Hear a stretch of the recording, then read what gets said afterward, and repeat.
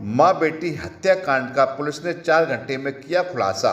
मुठभेड़ में एक आरोपी किया गिरफ्तार। इटावा के भड़तना में मां बेटी हत्याकांड का पुलिस ने महज 4 घंटे में खुलासा कर दिया।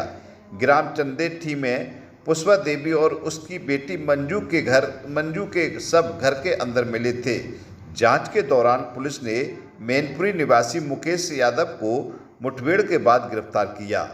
पुलिस के मुताबिक पूछताछ में आरोपी ने बताया कि मंजू के पति सत्येंद्र ने भरण पोषण के विवाद के चलते हत्या की साजिश रची थी। पुलिस ने आरोपी के कब्जे से 2,31,000 रुपये नकद, तमंचा, कारतूस और घटना में प्रयोग किया गया लाल स्कूटी बरामद की है। पुलिस फरार आरोपी सत्येंद्र की तलाश में जुटी हुई है। इसकी जानकारी एसएसपी ने दी।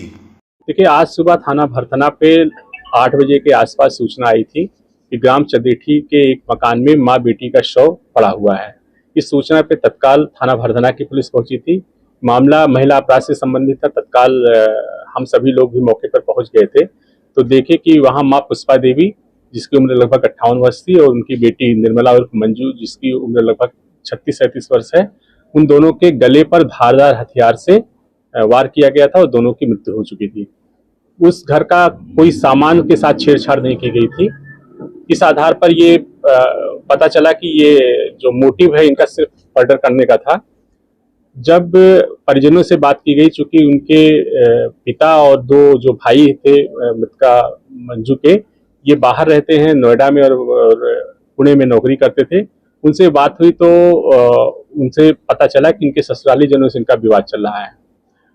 एक चीज ये गांव से पता चली थी कि इनके यहाँ 2-1 दिन पहले 15 तारीख को एक लाल रंग की स्कूटी से कोई व्यक्ति आया हुआ था। हम लोगों ने सीसीटीवी फुटेज देखा और उस स्कूटी की पहचान करी और फिर हमारी जो एसओजी सर्विलांस की टीम है, हमारे थाने की टीम है, इन लोगों ने उसको शिनाख्त कर लिया कि ये व्यक्ति कौन है। आज पुलिस मुठभेड़ में मुकेश यादव, जो रहने वाला कुर्रा मैनपुरी का है, ये इसे गिरफ्तार किया गया है। इसके पैर में गोली लगी हुई है। इससे जब पूछताछ की गई तो इसने पूरी घटना को सिलसिलेवार बताया। दरअसल मंजू उर्फ निर्मला की शादी 26 अप्रैल 2021 में किसनी थाने के सत्येंद्र के साथ हुई थी। जब ये शादी होकर के गई है तो वहां आपसी कोई मनमुटाव हुआ किसी बात को लेकर के, और 3-4 महीने के बाद ही ये बेटी आकर के अपने मायके में रहने लगी। एक मुकदमा इसने घरेलू हिंसा का और भरण पोषण का इटावा के पारिवारिक न्यायालय में दायर किया था। उसमें 3 अगस्त को 7,000 रुपये प्रतिमाह मेंटेनेंस देने का और जो पूर्व की रिकवरी है 3 लाख रुपए, उसे अदा करने के लिए माननीय न्यायालय ने आदेश किया था।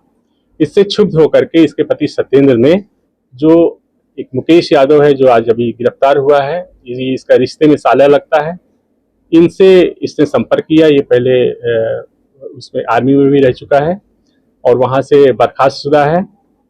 इसने इसके साथ प्लानिंग करी। प्लानिंग के तहत ये 3 माजा की बोतल साथ में लेकर गया। चूंकि मुकेश यादव का इसके घर में पहले भी जाना आना था और कहीं से दूर की रिश्तेदारी भी थी, तो उस विश्वास में ये 3 माजा की बोतल लेकर के गया था। एक सील्ड थी और 2 खुली हुई थी, जिसमें इन लोगों ने नशे की दवा मिलाई थी।